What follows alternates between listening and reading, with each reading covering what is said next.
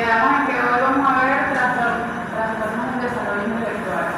Alguien la semana pasada me preguntó que si era trastorno de discapacidad intelectual o así como trabajar. En el DSM-5 era trastorno de discapacidad intelectual.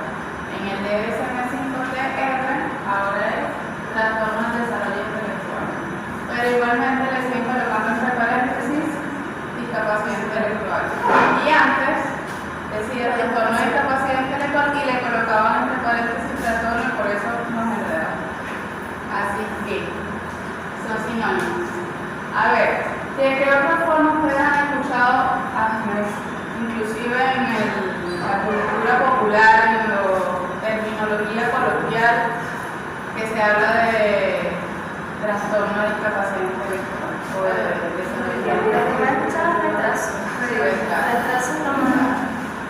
porque en el DSM-4, perdón, era, no recuerdo si retraso o retardo, era retardo, me parece, se llamaba retraso, creo que era retardo mental. La intención en el DSM-4 de colocarle el retardo era ponerle un nombre más bonito, ¿sí?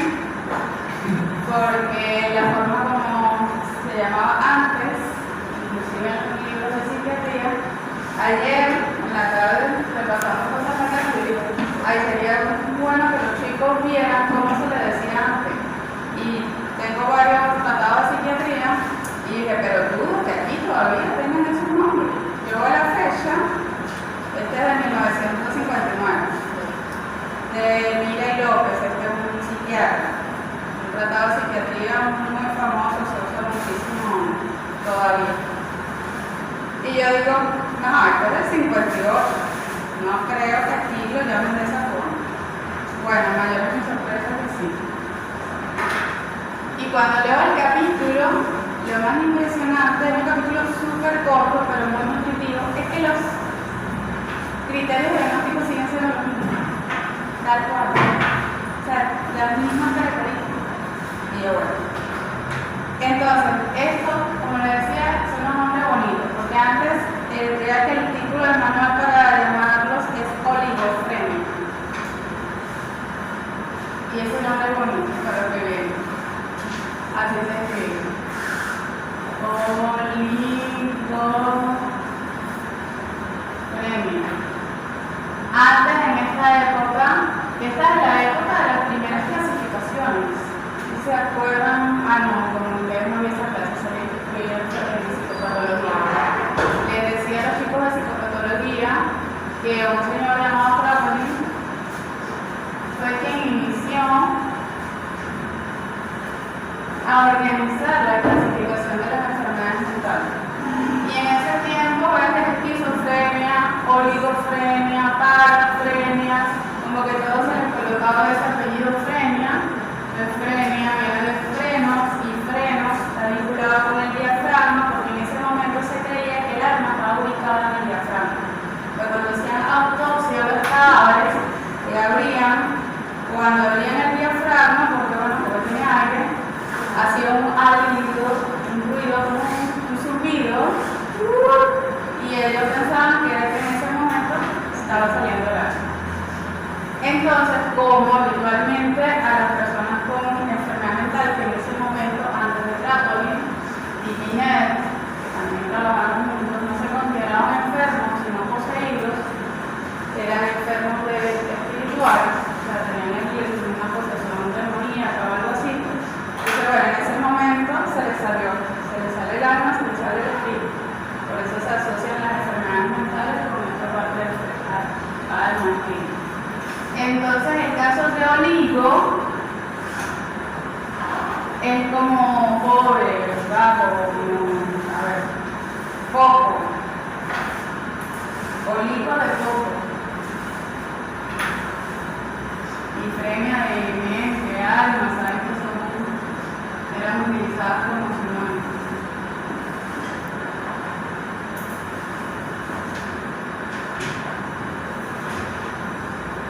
La forma como lo define aquí, mire el otro. Se denomina oligofrenia de oligo poco y frenia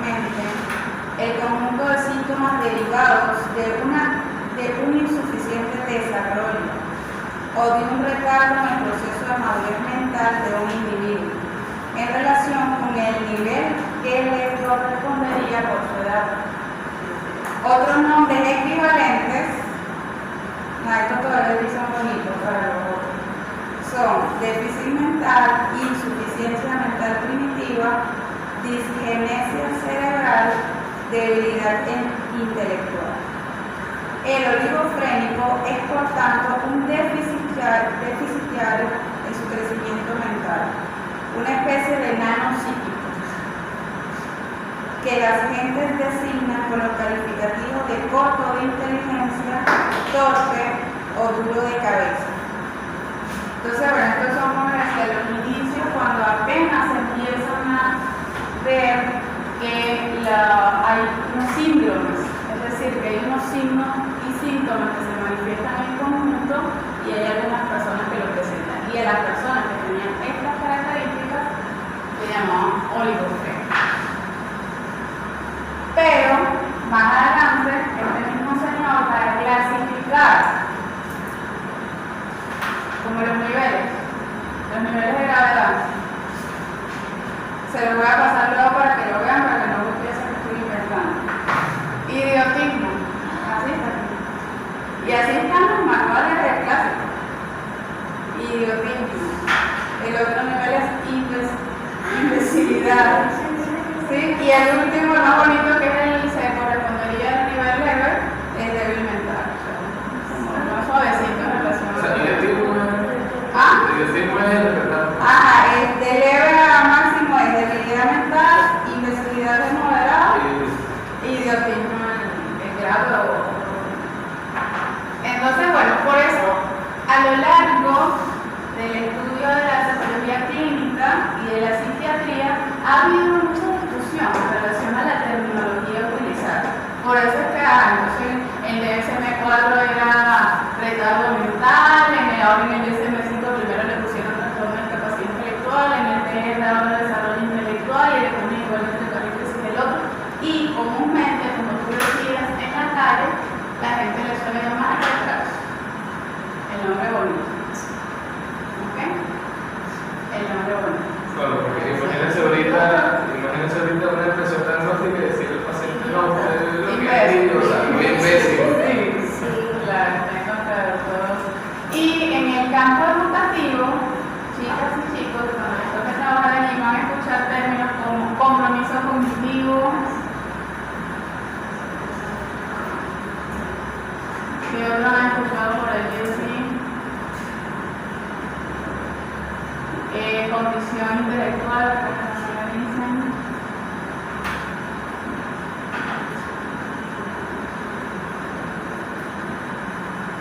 Le dicen también discapacidad intelectual, que era el nombre que tenían en el manual anterior.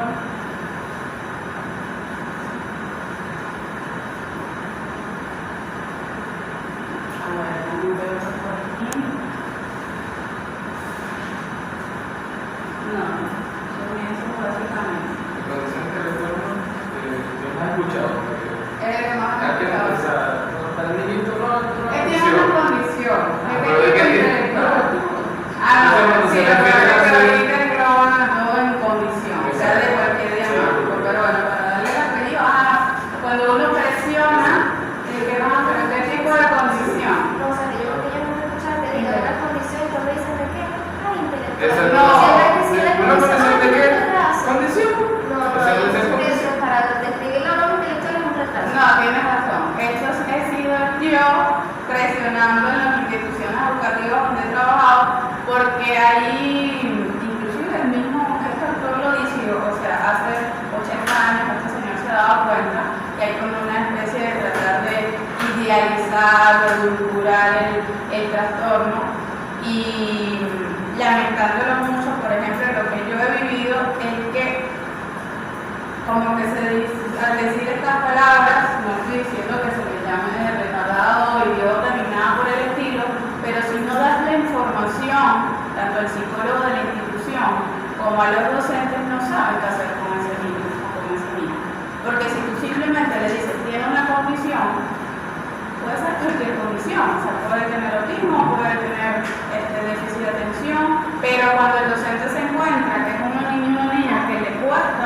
de aprendizaje, literalmente se alan los cabellos.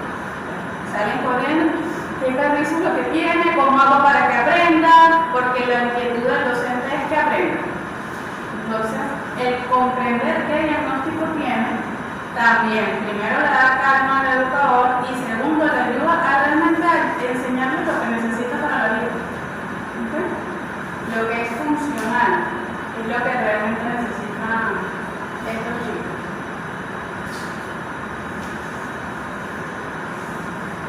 ¿Conocen a alguien que tenga trastornos de desarrollo intelectual? ¿Algún familiar, conocido, vecino, diagnosticado? Bueno, presunción, por lo menos. Un poco. ¿Sí conocen? Sí. Quiero saber para ver qué información tiene. ¿Sí? Había unos vecinos frente a mi casa, de verdad que parecía. No. Pero ¿Me sospechas? No. Ok. Es para que, como no estamos viendo una persona aquí con esa condición, como les dije en el momento del asunto de las prácticas, por lo menos tengamos una imagen. No sé si han visto a un señor que vive aquí cerquita de la universidad que siempre anda con unos potecitos de agua. Y a veces anda con mucho y el pantalón está todo ancho y se le ve nada.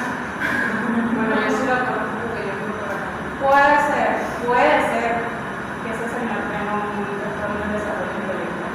Me da la impresión, porque no lo he visto en ningún momento con mi impresión de sintomatología psicótica, o sea, no lo he visto hablando solo, no lo he visto agresivo, un señor muy tranquilo, muy sumiso, no le hace daño a nadie, ¿verdad? O sea, tú que vives por aquí, un señor bien apacible. Él lo que hace es todos los días, como de manera mecánica, con unos potecitos de agua así, dentro de picado por la mitad del refresco o algo así, va a buscar agua de la cargadita y se la regala en la panadería y empieza a aplicar. Ah, bueno, sí, ahorita lo voy buscando también en la base de la moneda. Ajá.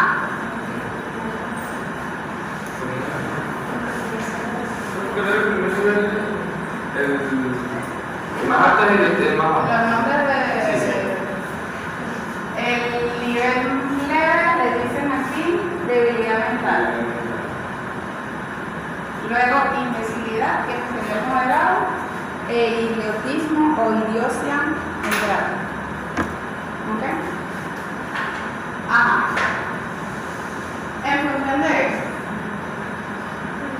¿qué leyeron de los criterios diagnósticos? ¿Cómo se diagnostica de una persona? ¿Qué se considera para diagnosticar a una persona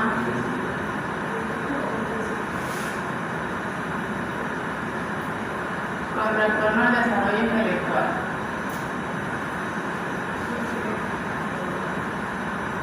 A toda la vez, por favor. Con alguno.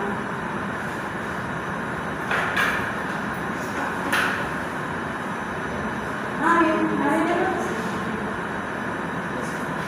Venga, ¿puedes decir nada? ¿Cómo es la yo decía que representar deficiencias en las funciones intelectuales como el razonamiento, la resolución de problemas, la planificación, el pensamiento abstracto, el juicio, el aprendizaje académico y el aprendizaje a partir de la experiencia.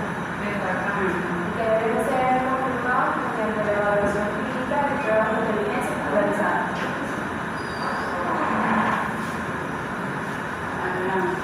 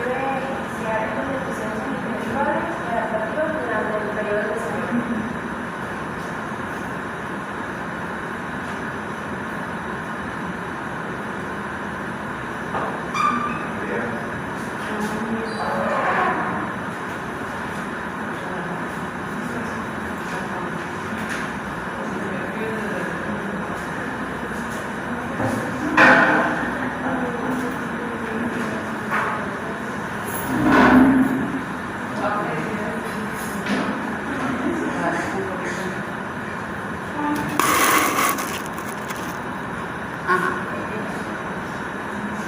Aquí evidentemente lo que es resumido, para que tengamos la idea, pero lo que ustedes son que me dio la compañera. Pero de manera general, para que tengamos la idea de eso. El primer criterio tiene que ver con esas deficiencias en las funciones intelectuales. Y la forma de identificarlo tiene que ser necesariamente a partir de una prueba de inteligencia. ¿Ok? Se dice, por eso se da a partir de la medición del coeficiente intelectual, que tendría que ser menor a 70. CI menor a 70. ¿Ok? El otro criterio recuerden que los criterios significa que la persona tiene que presentar en combinación esas diferentes características. Se va como complementando. Allí dice dificultades en la adaptación. Yo puse problemas solamente por poner una palabra como más fácil de adherir, pero es como lo tienen en el manual. El segundo tiene que ver con problemas en la adaptación con el medio. Entonces, le hicimos una prueba de coeficiente intelectual a una persona y sacó menos de 70. Pero ahora, el otro elemento muy importante es cómo se relaciona esa persona con su medio. Y no simplemente cómo se relaciona, sino cómo se adapta a ese entorno. Aquí la palabra clave es adaptación. Las personas con trastorno del desarrollo intelectual se observan esos elementos que decía la compañera. ¿Cómo es su autonomía? Es decir, ¿puede esa persona cuidarse a sí misma? ¿Puede asearse? ¿Puede mantener su higiene? ¿Puede peinarse? ¿Puede comer por sí misma? Todos esos elementos muy básicos, pero que los niños lo van adquiriendo en su desarrollo. O sea, un niñito pequeño ya llega un momento en que puede agarrar su cucharilla, puede comer. A medida que vamos creciendo, póngase que una persona pueda preparar sus guisantes. Entonces, esos son los tipos de cosas que se va evaluando la persona con este tipo de trastorno. ¿Qué tanta habilidad tiene para resolver su vida? Para por sí mismo hacer las cosas. Y en función de estos dos criterios, es decir, cuánto saca en la prueba intelectual y cuál es su nivel de adaptación, es que básicamente se clasifican los niveles de gravedad. ¿Ok? Ahorita yo les voy a dar como más o menos cuáles son los rangos. En el último, antes, se tomaba muchísimo más en cuenta el nivel de CI en el manual anterior, en el DSM-4, pero del DSM-5 para acá se considera más es el nivel de adaptación de esa persona. Es decir, cuánta habilidad tiene para, como les dije ahorita, la autonomía, o cuánta habilidad tiene para desenvolverse en un trabajo, qué tipo de trabajo, qué tipo de labor puede realizar, cuánta habilidad tiene para relacionarse con los otros, para tener una familia, ¿sí? Cuánto puede aportar a su entorno. Ya en un momento revisaremos como que cuáles son las características que se toman para eso. Y el tercer criterio, que es muy importante también, es que debe iniciarse durante el desarrollo. No lo dice el manual, pero yo les pongo aquí como guía antes de los 18 años. ¿Ok? Porque una persona, cuando vimos la primera clase dijimos, chicos, es muy importante en esta materia, vamos a recordar un poco lo que vimos en psicología del desarrollo, porque si usted no sabe cómo es el desarrollo sano de un niño, difícilmente va a poder identificar que una persona no está siguiendo las pautas del desarrollo. Entonces, por ejemplo, los niveles leves, ellos suelen pasar su preescolar tranquilo, igual que los otros niños. Juegan, enroscan, desenroscan, las actividades que le ponen a los niños en preescolar. Es decir, agarrar la tijerita, limpiarse, trama, porque la labor del preescolar es preparar al niño desde todos los puntos de vista, desde el punto de vista motriz, tanto motricidad gruesa como motricidad fina, como las preparatorias para la escolaridad. Ellos, de manera general, no suelen notarse tanto. ¿Ok? De repente la maestra sospecha algo,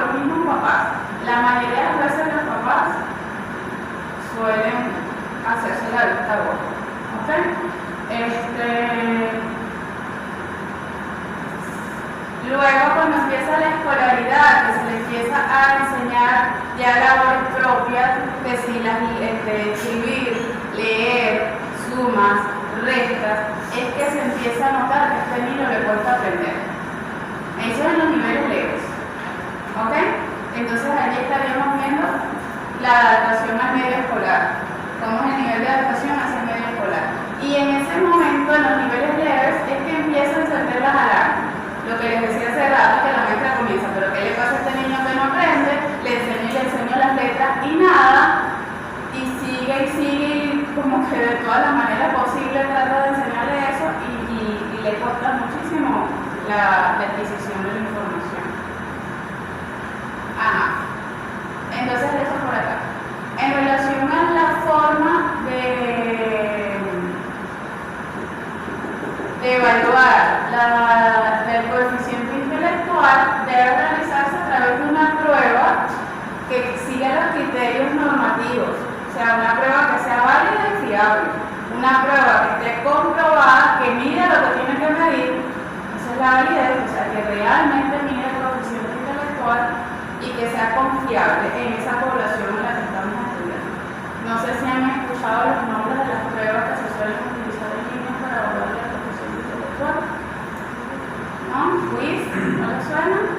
El quiz se escribe así. ¿No? ¿No han escuchado? Ya vamos por el número 5. ¿Ok? Esto está en inglés, evidentemente, son unas iniciales, es algo así como escalas cuerpo de inteligencia académica. Esta hace por aquí children, otra es Walter, no sé el orden, pero es muy simple. Porque esos señores, los Walter, son los que son estadounidenses, han estudiado muchísimo lo que es el desarrollo intelectual.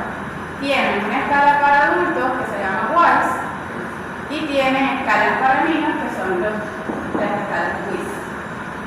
Esto, no sé si lo han escuchado en un momento, vienen en una maleta, la famosa prueba de la maleta de inteligencia. Y en la maletica, una maleta cuadrada de ese tipo tradicional, adentro vienen las diferentes subpruebas que se realizan a los niños.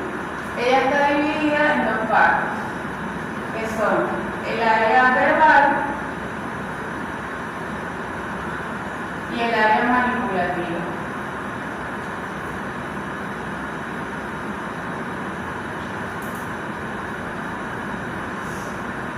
El área verbal principalmente evalúa lo que tiene que ver con lo académico, que si contención lectora, que si escribe, que si no escribe, que si vocabulario, se le dice, dime la mayor cantidad de palabras que te sepas por la M. Saber cuánto vocabulario tiene, mango, mamá, mima, mesa, y por ahí se va. Mientras más cantidad de palabras, tiene mayor desarrollo de vocabulario, y evidentemente, como les estoy diciendo que son pruebas normativas, eso tiene una forma luego de corregirlo y analizarlo para dar al final los coeficientes. Y la parte manipulativa se dice que se trata de medir la inteligencia sin sesgo cultural. ¿Qué quiere decir eso? Que no influencie el nivel educativo que tiene ese niño o esa niña, porque sí está muy marcado por eso, pero por suponiendo, si se aplica en un entorno con el indígena o rural o en una población donde de repente hay poca accesibilidad a la educación, se supone que puede aplicarse esta escala manipulativa, porque ellos lo que colocan son y que sean independientes del idioma. Es decir, rompecabezas, por ejemplo, le colocan una figura, que son, casi todos son como cubitos, póngale una figura. Los cubitos son así, entonces adentro póngale que el niñito tenga que armar un triángulo, pero estos son 4 cubos que se le dan así de manera independiente. Se le da la imagen en un cartoncito, esta es la figura que tienes que armar con esos 4 cubos. Entonces el niño tiene que como que buscar la manera como entrar para que quede reflejada la figurita. Entonces eso es muy de imágenes, que si en un laberinto consigue dónde está el lago, pues tiene que seguir ese estilo. Al final, Este quiz da un coeficiente verbal y un coeficiente manipulativo,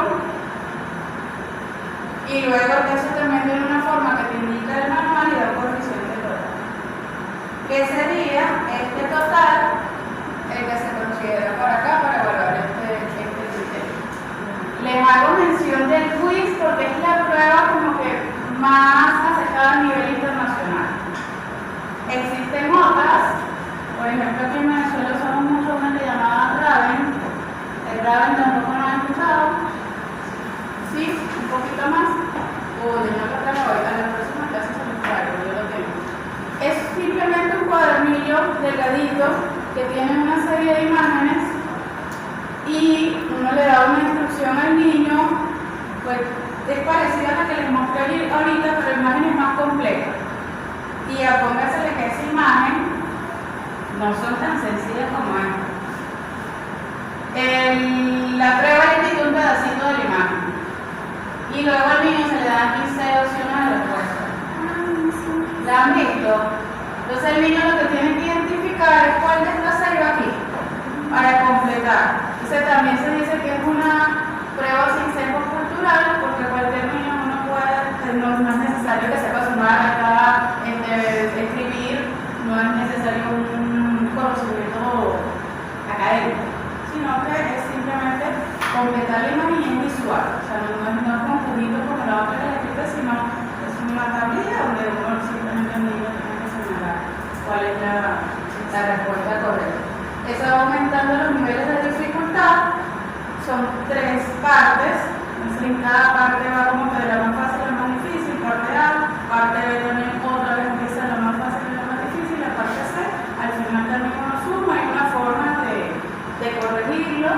Esa no da un 6 numérico, pero da como coeficiente por debajo del promedio, por encima del promedio, brillante, ¿ok? Hay otras, pero estas son las que vamos a utilizar. Lo ideal. Si se quiere hacer un diagnóstico preciso, es aplicar el quiz. El Raven nos da una aproximación porque es la que es como más compleja. Está ahí. En el caso de un niño que sea sordo, hay pruebas específicas. Esa que te digo ahorita el Raven, como es imágenes, obviamente el escritor tiene que conocer lenguaje de señas para poder explicar. Pero al explicarle con lenguaje de señas, él solamente tendría que identificar. Pero no tiene que hablar, ni tampoco oír, sino solo hablar y decir. O sea, no una de lenguaje. Exacto. La parte manipulativa y la de Raven que te dije que es solo visual. ¿Okay? Esa es la idea de las pruebas, que no tengan como ese sesgo a nivel de académico o a nivel de los sentidos. Tuve la ocasión de conocer a una niña sorda.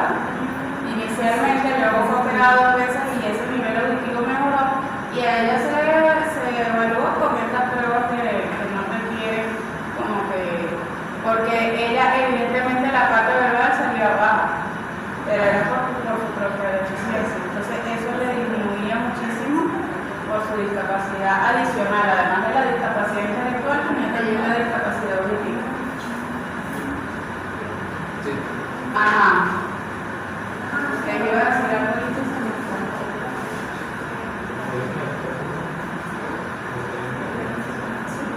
Ya sé lo que les iba a decir. Algo que hay que tener en cuenta en relación a los niveles de inteligencia. Póngale, tenemos aquí inteligencia promedio.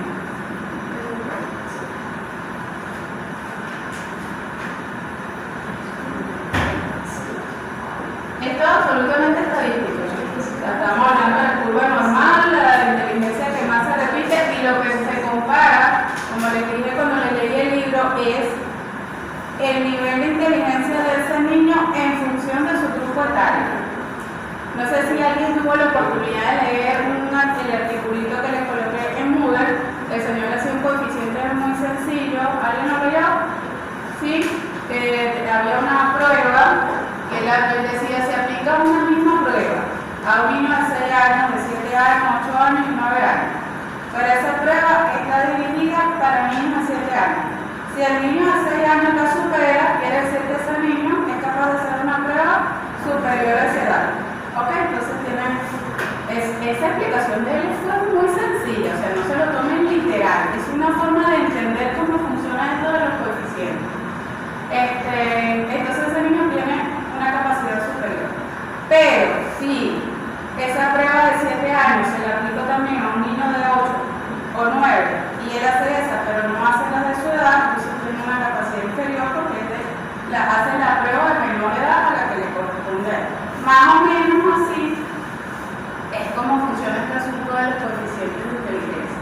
Si eso es promedio, es que corresponde a su edad cronológica. ¿Ok? Si es por debajo del promedio, es que lo que la mayoría de los niños de su edad hacen, él no lo hace. ¿Ok? Y si está por encima, es que hace más de lo que realizan los niños de su edad. Aquí superior, inferior al promedio.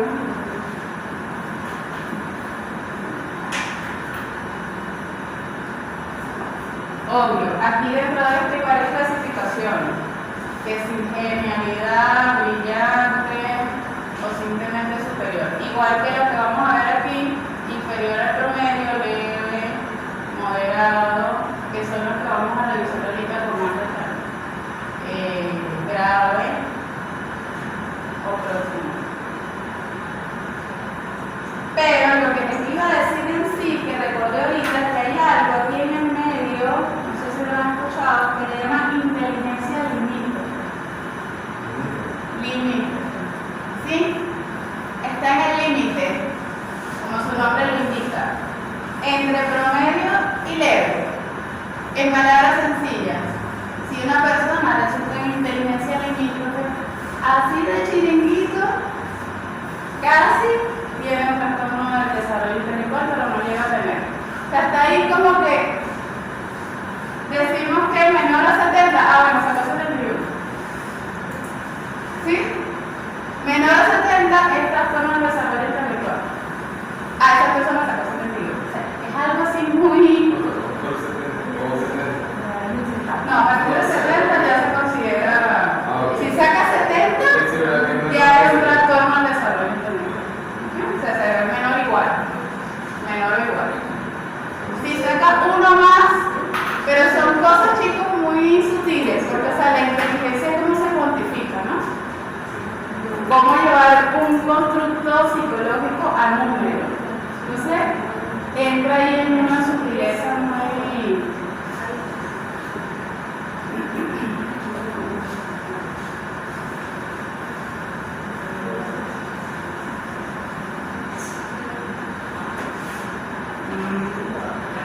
Voy a borrar esto para que vean otra cosa.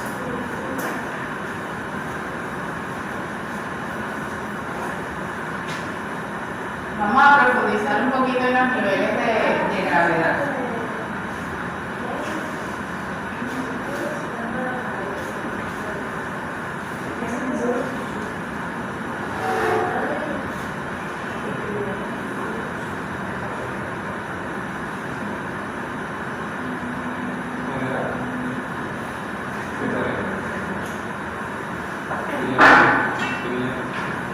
Se los dije ahorita, vamos a ver si recuerda alguien. Serían leve, moderado, grave.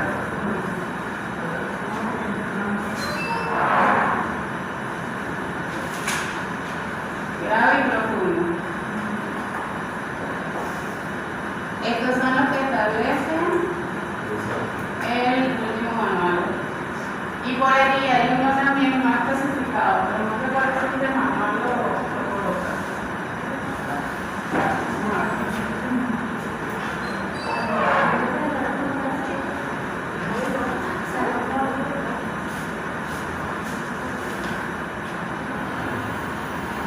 Más especificados.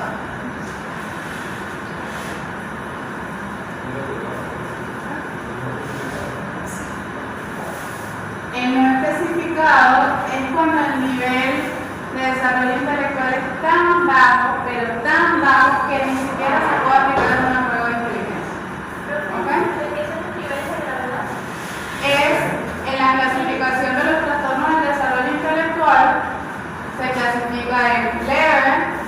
sea, qué tan intensa es la gravedad de ese desarrollo.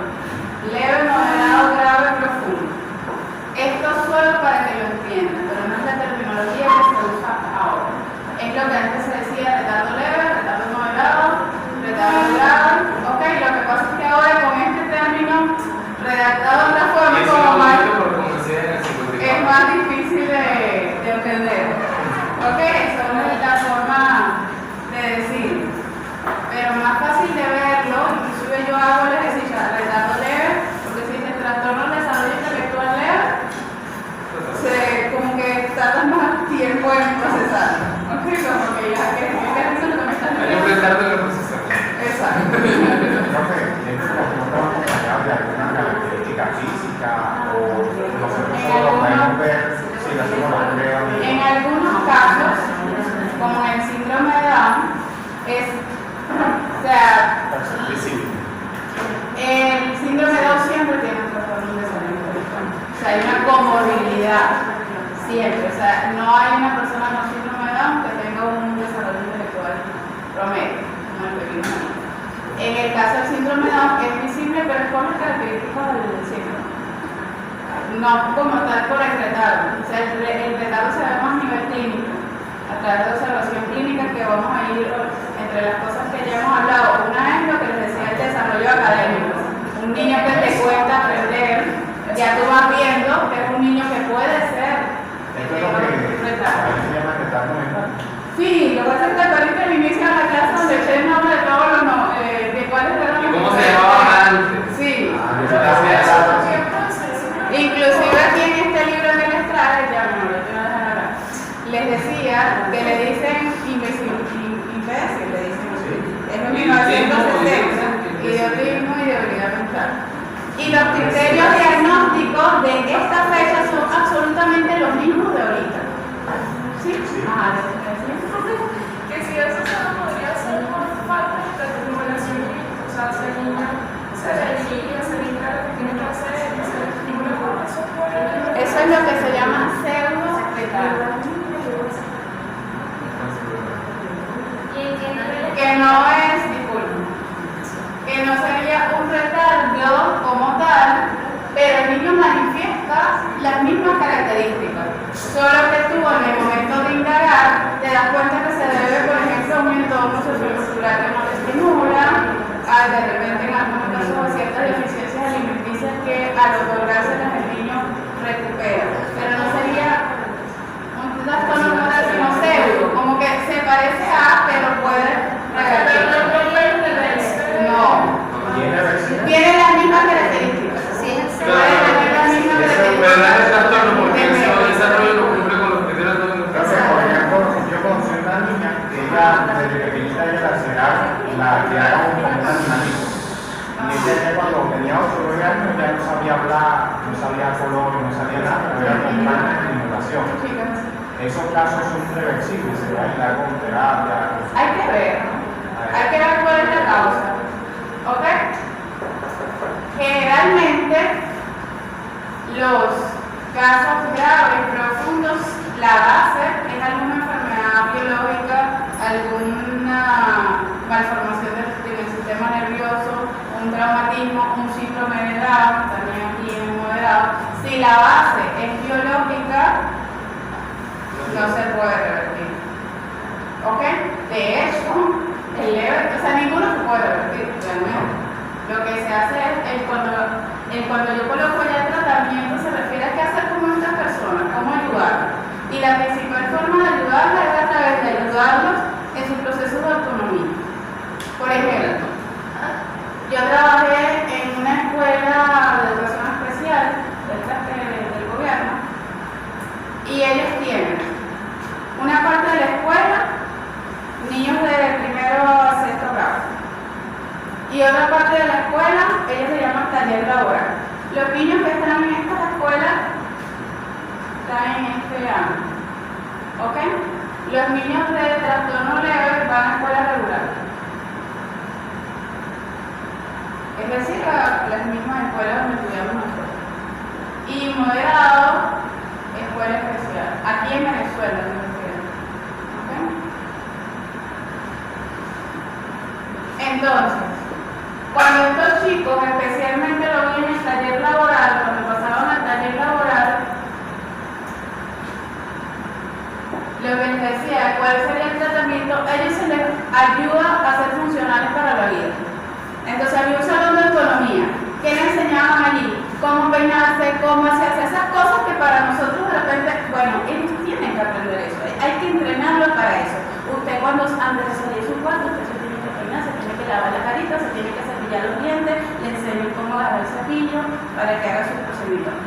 Ojo, estoy hablando de unos niveles de retardo un poco, ellos lo aprenden con más facilidad, ¿ok? Entonces había un salón de autonomía, había un espejito, era así como una casita. Entonces había un espejito, véase en el espejo antes de salir, cómo agarrar los cubiertos, esas eran las cosas que ellos les enseñaban a mí. Luego había otros salones, había un salón de cocina. Entonces, ¿para qué? Para que ellos aprendan a cocinar, para que ellos sepan, o sea, a eso se refiere la autonomía, poder agarrar, para prepararse una arepa, prepararse un espagueti, prepararse un arroz, o sea, cosas así bajo supervisión, porque ellos tienen poca noción del riesgo, de que se puedan quemar, de entonces enseñarles cómo hacer los procedimientos adecuados, tienes que tener cuidado, si esto es una mesita de plástico, tienes que tener abajo, o sea, todo bien, paso a paso, bien instruido, bien como con instrucciones cortas, ¿ok? Había otro taller de carpintería, que era para los chicos que de repente no era tan profundo, ellos lo van clasificando, o sea, como dependiendo del nivel de funcionamiento de los chicos.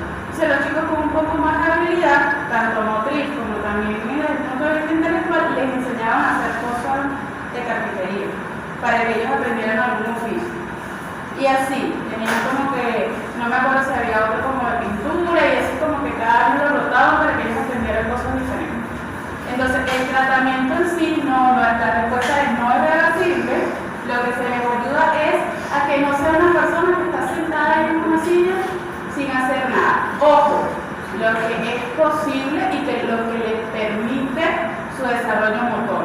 Porque ese ejemplo que tú das ahorita y muchos de los que no vemos, que son esos que tienen en las casas encerrados, que uno no se entera, si te enteras es porque eres el vecino y de repente en algún momento gritó y te diste cuenta que hay alguien allí, la familia lo tiene así muy, es porque hay una patología muy fuerte, no sé si hay una parálisis cerebral donde no tienen, o sea, hay unos que dependen absolutamente del cuidador, para el control de esfínteres, para asearse, o sea, no se estarían llamando, hablando en esos casos de unos niveles ya profundos no especificados. ¿No especificado es peor que profundo? Claro, no especificado es que ni siquiera estos, una forma de clasificarlo es con el CI. Ahorita les voy a decir, claro que me adelantaron la pregunta, pero está bien, me gusta. Con los niveles de CI. Y esto es que el nivel es tan bajo que no se puede aplicar una prueba. O sea, no es no especificado. Se supone que hay una gran profundidad del diagnóstico, pero no se puede establecer cuánto. Hay un síndrome que se llama el aullido de gato. ¿Han escuchado? Que son muchos, lo sé porque tenía un vecino, era un muchacho ya de tamaño, él creció físicamente, un vecino, creció físicamente. Yo suponía que él era mucho mayor que yo porque cuando yo era niña yo fui creciendo y él ya era grande y siempre era de ese tamaño. ¿Ok?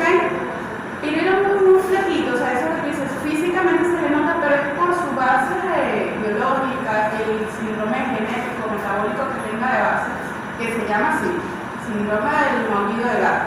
Y él era así muy flaquitico, y él estaba haciendo tiempo gritaba como un gato, pues, ¡ah! Pero como eran como gritos, lo que pasa es que la gente le dice, o sea, el nombre que le pusieron porque se parecía.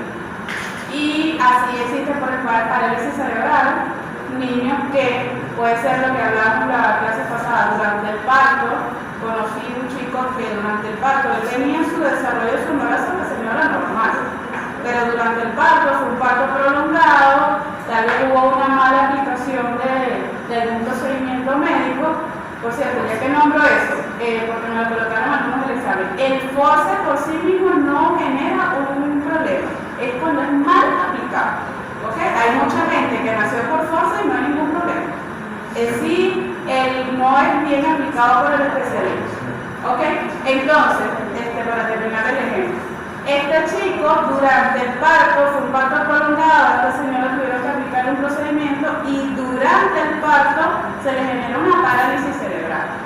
Eso ocasionó una serie de camina, anda, pero con cierta dificultad, y a nivel intelectual también le generó un nivel de retardo, algo de leve y moderado. Entonces, es eso, o sea, como que la base física que tenga es lo que nos va a hablar un poco de cómo se refleja a nivel físico en la persona. No sé cuál de los dos. A mí por lo menos mi mamá me cuenta que cuando yo iba a nacer, yo no salía. Entonces lo que hicieron fue que ella me explica que se le subieron encima y como que me empujaron, pero desde aquí, ¿eso contará como fuerza o no? Ahí tuviste un parto prolongado, o sea, posiblemente a una de mis hermanas casi le hicieron eso también. Ojo, todas estas cosas que hablamos no es 100% determinante, ¿ok? Tú estás aquí, o sea, tuviste un buen desarrollo, supongo que también tienes un buen desarrollo intelectual, ¿ok? Entonces, recuerden lo que hablamos al principio en relación a las causas de las enfermedades mentales o los trastornos mentales más bien. Puede ser cualquier cosa, puede ser todo, puede ser nada, puede ser una combinación de varios. No hay un determinismo. Ay, nació un muchachito así. Ay, ese muchacho va a tener un trastorno. No. Sí, hay que esperar. Hay que esperar cómo se da su desarrollo. A ver si muestra alguna patología en el desarrollo. Pero no es. Hay un muchachito que yo veo por ahí, que hago la entrevista, y mira, este niño tiene aquí tal cosa, ¿verdad? Y lo veo. No pasa nada. ¿Ok? Como hay otros que evidentemente tienen un trastorno, uno revisa la historia y no tiene nada que pareciera indicar eso. ¿Qué lo causó? Hay que averiguar si es que llegamos. Y si no, bueno, simplemente tiene el trastorno, algo lo causó y no sabemos qué. Puede haber sido una vacuna, puede haber sido cualquier otra cosa que uno, o algo genético que los padres nunca dicen. ¿Hay alguien en tu familia que tenga esto? No. Para nada. O un medicamento. ¿Sí? ¿Algún medicamento que tomó la mamá durante el embarazo y no tiene ni idea que eso tuvo algún efecto teratogénico en el niño? Teratogénico, van a encontrar esa palabra por ahí. Son esos tóxicos o químicos que ejercen efectos sobre el desarrollo neurológico del feto, como los que ya hablamos. Lo que pasa es que a medida que vamos avanzando van a tener terminología, es lo que ya hablamos: alcohol, drogas, cigarrillos, medicamentos. No, por eso cuando hablamos de autismo. Todavía no hemos llegado. Ok. ¿Tú hiciste tu pregunta? ¿No? ¿O él no te dejó? Que era así, leve, o sea, que tiene una escolaridad normal, o sea, vamos a ver es posible que ese recurso pueda llegar a tener una vida normal en el sentido de ir a la universidad, ser una persona más profesional. Con apoyo. Te voy a dar un ejemplo. ¿Ok? En el colegio donde yo trabajo ahorita, se graduó este año una chica de quinto año. Es la que les estaba diciendo hace rato que tenía discapacidad auditiva y tratado leve. ¿Ok? Pero ¿qué pasa? Se graduó y no se graduó. Se graduó porque le da un título, pero ese título dice que fue hecho como vacaciones curriculares. ¿Qué quiere decir? Fue pasando de grado más, no realmente fue pasando de grado. ¿Te la pasaron? No la pasa porque es una persona que tiene un diagnóstico y se le hace adaptación curricular, es como que se le da un currículum especial. Está dentro de una institución regular, pero recibe unas clases aparte diferentes al inglés. Entonces ella estaba en primer año, por decir algo, se graduó de bachiller. Estaba en primer año, yo soy la docente del primer año, estoy dando una clase sobre el ecosistema del primer año, ella está allí, está sentada, está escuchando y tiene que ver más para ayudarla con su relación con los compañeros. Ella siempre esté con su grupo de amiguitos y tal, que la cuidaban, la querían, no sé qué más por el criterio del funcionamiento social, de la adaptación y todo eso. Pero realmente ella tenía su sello para un diagnóstico. Y el docente, aparte,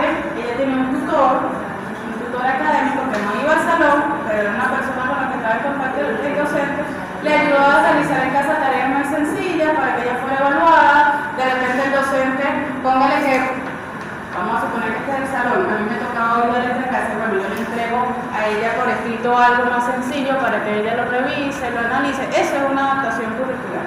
Es decir, ve el mismo tema que los demás, pero de una manera muy sencilla. Y la forma de evaluación que se aplica es también muchísimo más sencilla, porque no pudiera pasar si realmente se aplica, aquí se tiene que aplicar al grupo. Entonces, así, en escuela regular, va pasando de grado. ¿Qué pasa? En este país hay diferentes situaciones. En familias con recursos económicos bajos son como un poco más conscientes en el sentido que dicen, ¿sabes qué? ¿Ok?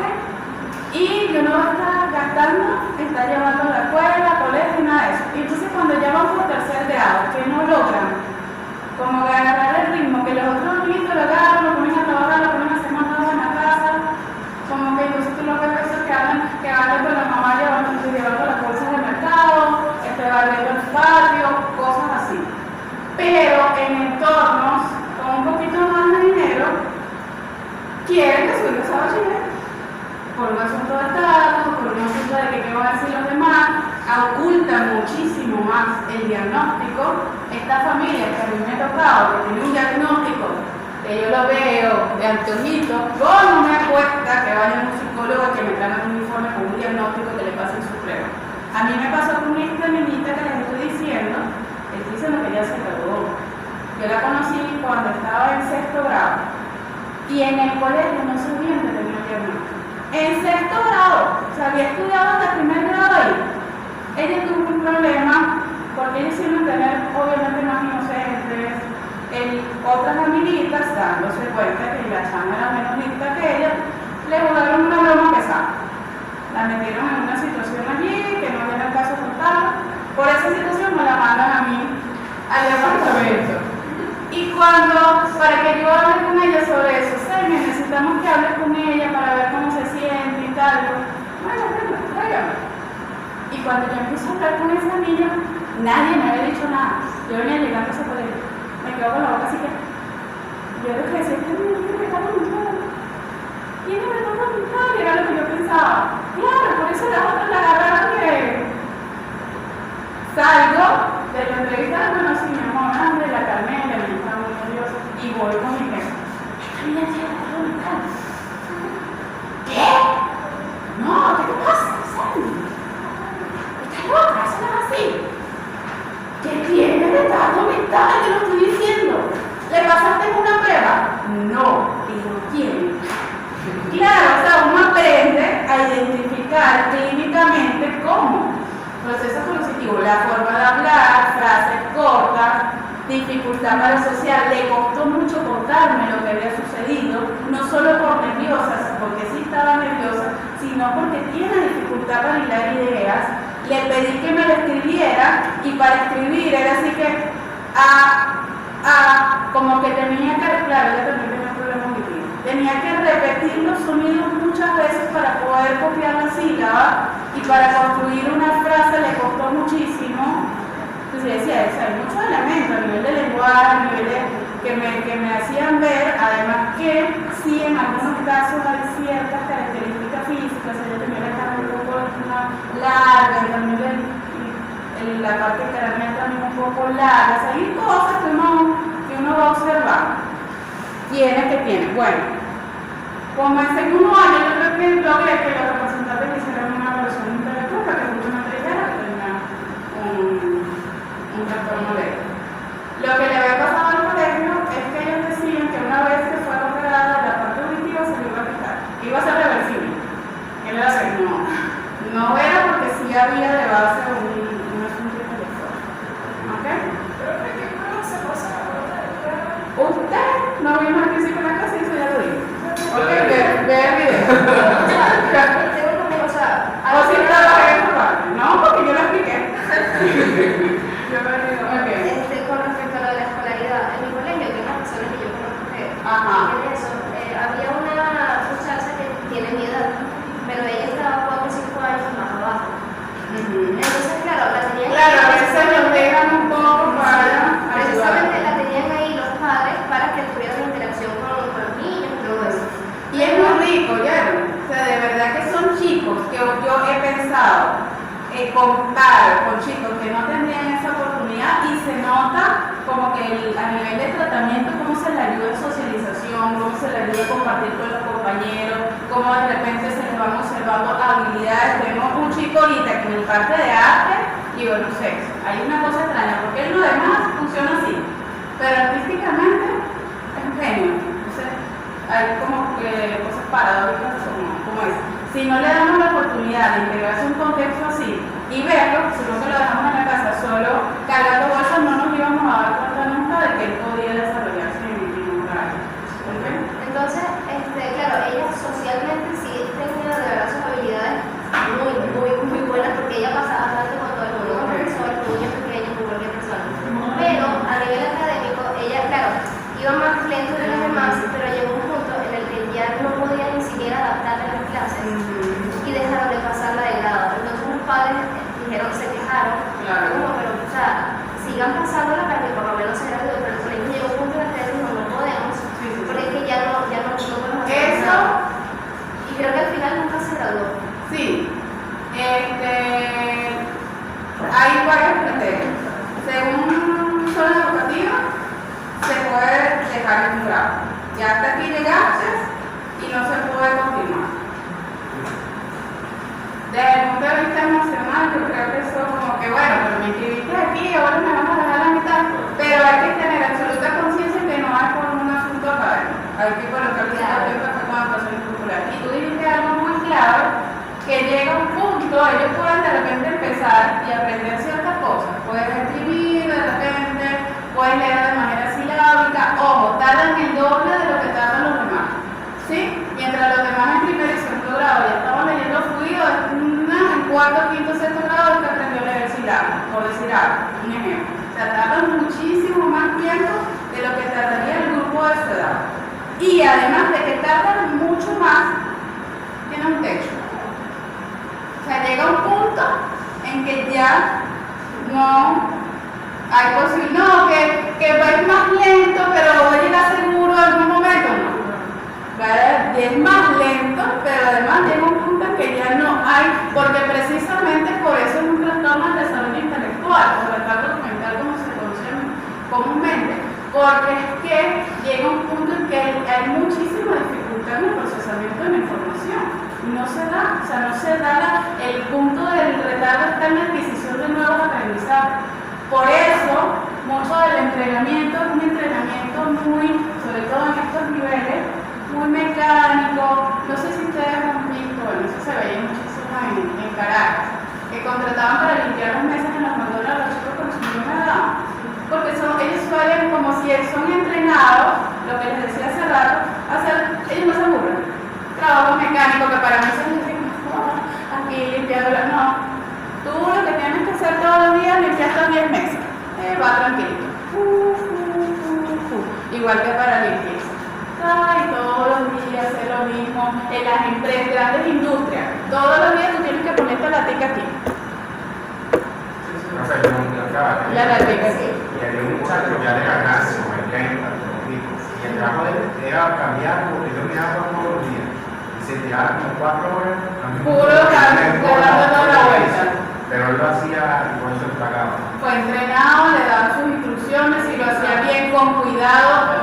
Hay que a cosas que con cuidado para que no se rompan. Puede haber esta persona con trastorno de desarrollo intelectual leve llegue a la universidad. No lo he visto. No. Pero, por ejemplo, te voy a dar un ejemplo. No sé cómo Puede ser. ¿Verdad? Porque yo conozco una persona que a mí nadie me sabe que tiene un trastorno de desarrollo Que da la sospecha. de todas las formas. Puede ser. Formas de hablar, o sea, es muy notorio que no Puede es ser. típico, pero está en la universidad. Puede ser. Y sus padres, o sea, sus padres dicen, él tiene algo. Él tiene algo. Y tú le dices, yo ahora al psicólogo porque tiene algo. Y es como tiene algo, pero lo dejan en tiene algo. Pero para mí que va de la mano de eso porque Puede ser, va a tener muchísima dificultad. O sea, a nivel social tiene muchísima dificultad para mantener interacciones con las personas que alrededor, incluso con su familia. Pero a nivel intelectual no es como que pueda analizar, sino que le dices a gente y lo sabes replicar. O sea, Es mecánico. replica números, ecuaciones, pero no analiza. Exacto. Esa es una de las características, chicos, de cómo son los procesos cognitivos. No hay un análisis, no hay un pensamiento abstracto. ¿Ok? Esa parte lógica, es como dices tú, yo puedo copiar de la pizarra, todo lo que tú estás diciendo, todo lo que tú quieras, pero me preguntas algo que sale de ahí. De hecho, la memoria es muchísimo más baja. De repente lo acabo de copiar, me lo acabas de decir, pero te lo pregunto en 2 segundos. ¿Qué fue lo que copiaste aquí? Y una pregunta, ¿se puede hacer caso que también tienen como problemas de ira? ¿O ese es algo de la adopción? En algunos casos puede ser. ¿Ok? Te voy a leer lo que dice el autor, que los chicos al comienzo les decía. Es viejísimo, es de 1960. Les dice oligofrénico, pero todo lo que describe coincide a pesar de su terminología. Él clasifica en 3 tipos, que él los llama heréticos, pegajosos y apáticos. Heréticos. La terminología no es la terminología actual, es pero a nivel descriptivo coincide con lo que realmente uno ve. Los heréticos, los primeros son excitables, inquietos y agresivos y amorales. Los segundos, serían los pegajosos, resultan pesados y viscosos, se pegan y apegan a las personas como si fuesen perros. Y da risa, chicos, pero es así. Hay algunas personas, nosotros los psicólogos decimos orgánicos porque suponemos que hay una base cerebral que tienen una forma de relacionarse pegajosa. Y la forma que el examen mental, cuando uno lo identifica, es así, o sea, te provoca así como despegarte, o sea, la transferencia y la contratransferencia que genera es así. Entonces uno dice, hay que ver aquí a esta persona porque puede ser que tenga un problema intelectual. Es así como muy... Ajá. Y el otro tipo, apático, o sea, no, la respuesta que te doy es que no necesariamente todos son agresivos, pero puede suceder. Porque fíjate, los apáticos son indolentes, indiferentes y obtusos. O sea, de repente ese tipo de personas que puede estar sentadita ahí, esa gente que de repente vive en el campo todo el día se sienta ahí al frente y hace lo mismo todos los días y como que no genera mayor problema, no necesariamente tiene que ser agresivo, pero puede ser algunas personas que sí, inclusive en algunos casos se pueden dedicar a la delincuencia. Una vez estaba en el hospital y había un chico pirómano, había incendiado y lo mandan al hospital psiquiátrico porque sospecharon que tenía un trastorno. Y una compañera mía le pasó el quiz y él resultó sí, en unos términos, ahí no recuerdo si leve o limítrofe, pero estaba así como de poquitico. Profe, yo tengo un corto de tiempo, pues una duda que yo quiero aclarar. Yo tengo un clínico que yo digo que él es... Bueno, hay que evaluar. Se le consulta. Él tiene cosas que no son muy normales. Por ejemplo, él no puede dormir con luz. Él hasta la puerta, la luz que aparece bajo la puerta, la tiene que tapar. Bueno, eso no es un indicador, yo no puedo decir yo tampoco. Tiene que tener el tapador y ver él habla, incluso con los papás que da pena. Y él, hay 2 o 3 personas y él se acerca y habla tan fácil en el oído. hay que entender que es porque no creo que sea verdad. No, vale, otra cosa. Ah, sí, en los minutitos que nos quedan para puntualizar algunas cosas que me parece que les pueden servir. Fíjense, aquí el leve sería un CI entre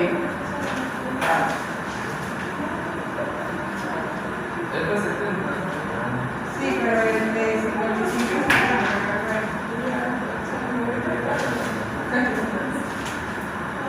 ay, ¿dónde lo copié?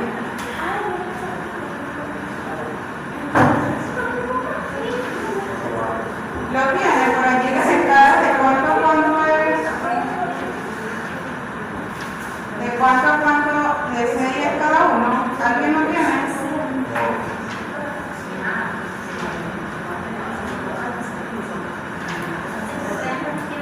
Ah, ¿nadie lo tiene?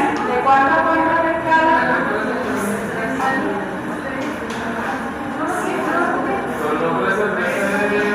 Oye, yo lo copié porque me sigue. Bueno, es algo así como entre 70 y 55.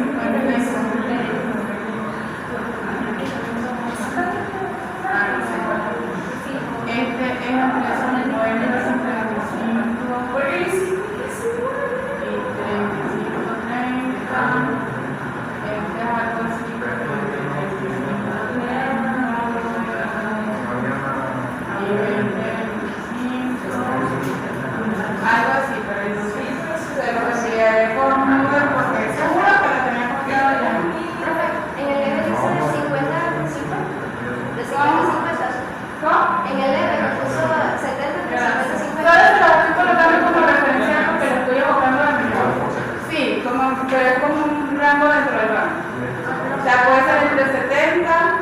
50 o 75. Yo mejor después se la mando con mayor precisión.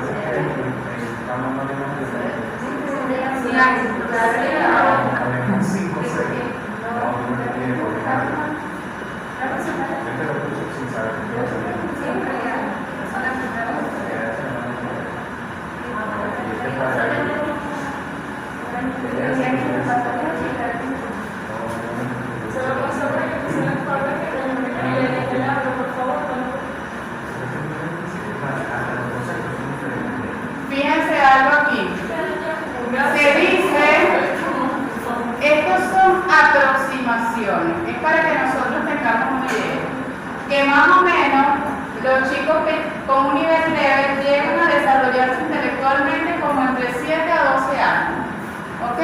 Entonces, por ejemplo, lo que decía Anita, una persona que llega a la universidad, pero bueno, con este nivel de inteligencia hay que ver cómo se adaptaría, que es uno de los criterios, y cómo se desarrollaría de acuerdo a las exigencias. Tendría que haber aquí mucho el criterio social, porque el ejemplo que yo les di, que se hace a nivel de colegio, es más social para adaptación y ayudarlos en el funcionamiento que realmente con lo que corresponde a su nivel intelectual. El moderado se dice que se pueden desarrollar entre 7 a 10 años. O sea, tiene una edad de 25, 30, 40, 50, pero su edad mental, esa sería su edad cronológica. Su edad mental correspondería a un niño entre 3 y 7 años. Y el grave, 3 años. O sea, imagínense una persona adulta con una coeficiente intelectual de un niñito de 3 años. Que son estos que les digo que suelen verse por allí, que lo que hacen es ayudar a la mamá a llevar la bolsa de mercado y esas cosas así que algunos, otros sí hablan. O sea, no. Los de estos niveles sí pueden ser muchos que no desarrollen el arte. A nivel moderado y grave sí pueden desarrollar el arte. Y esto sería aquí que les coloqué como referenciales, se los voy a enviar mejor por Moodle porque se los traía aquí, no encuentro donde lo tengo anotado, para que tengan cuáles son como los rasgos a nivel de CI que suelen utilizar. Sin embargo, esto se lo digo yo más como a modo personal porque me parece que son herramientas prácticas que nos ayudan. Pero en el último DSM, chicas, realmente lo que se utiliza es una escala que es más cualitativa que cuantitativa. Porque yo lo estoy dando como unas referencias numéricas, siento yo que es más fácil.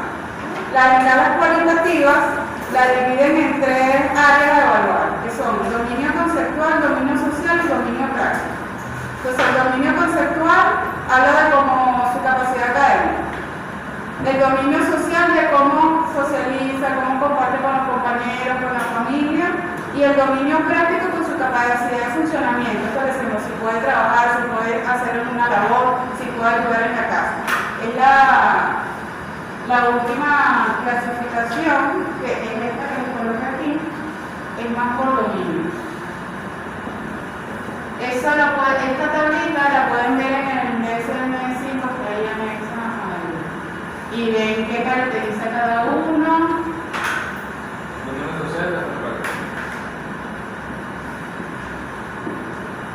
Creo que con la información que les di hoy se hace un poquito más fácil entender la tablita.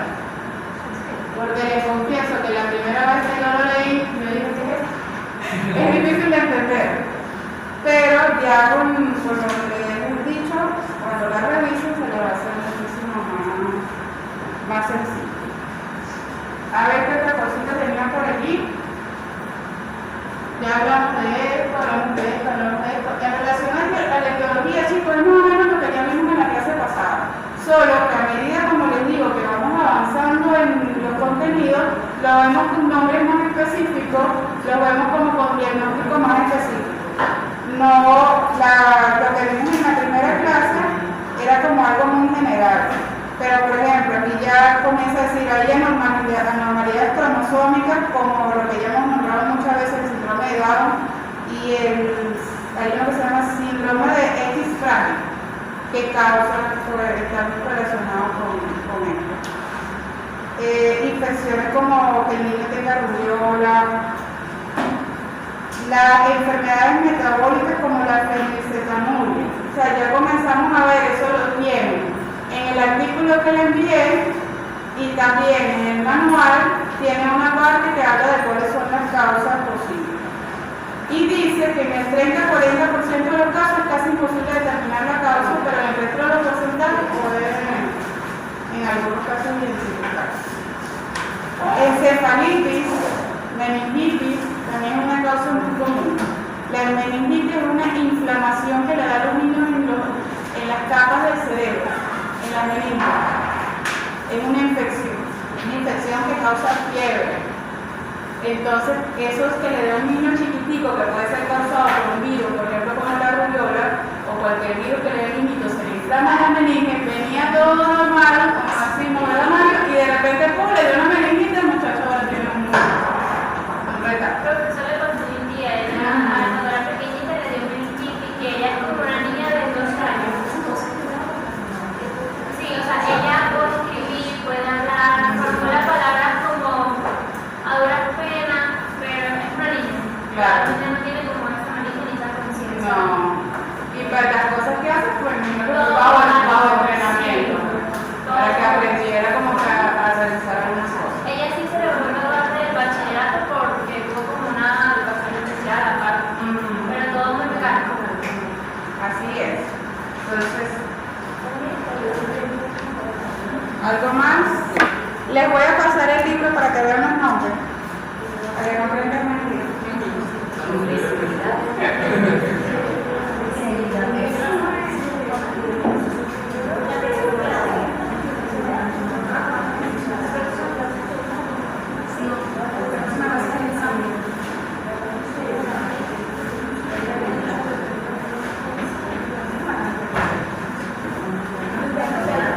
Para el examen, léanse el capítulo del manual, que lo voy a poner aquí. Corre, corre.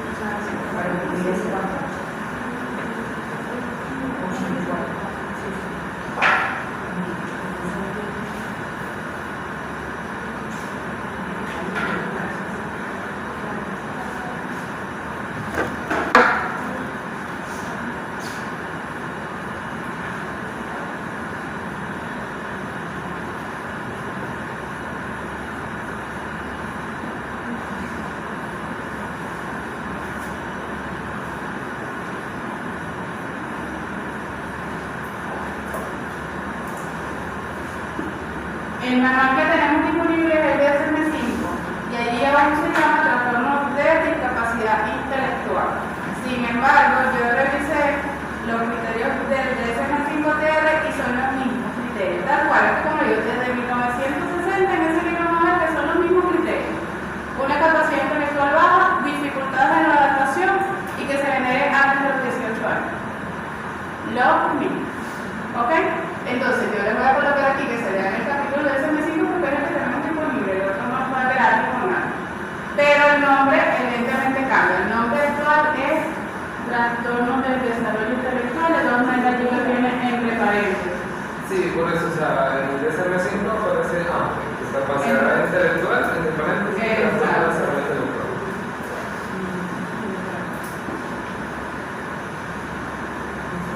Y le coloqué en Google un artículo de un doctor, no recuerdo aquí, Pérez, algo así. ¿Lo tienes allí? Doctor Miguel Pérez. Miguel Pérez. Doctor A. Artículo del doctor Pérez. Está bien resumido, es interesante. Y le envié otro así a modo de cultura general que me acuerdo, es como de una clínica que publica el piso. Es algo así como MSD. O sea, es algo como más de información general, se lo mandé más como, que les dije, es como cultura general.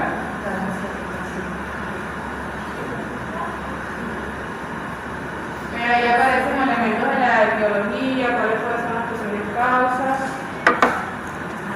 Y bueno, en función de eso, de la clase, ¿Quieren verlo? revisen también esto que lo tienen en el DSM. ¿Cómo se llama el cuadrito? Escala de gravedad y discapacidad intelectual. En el DSM-5 tiene la escala, que es esa que le estoy pasando por allí. Escala de gravedad. No me parece tu unión social,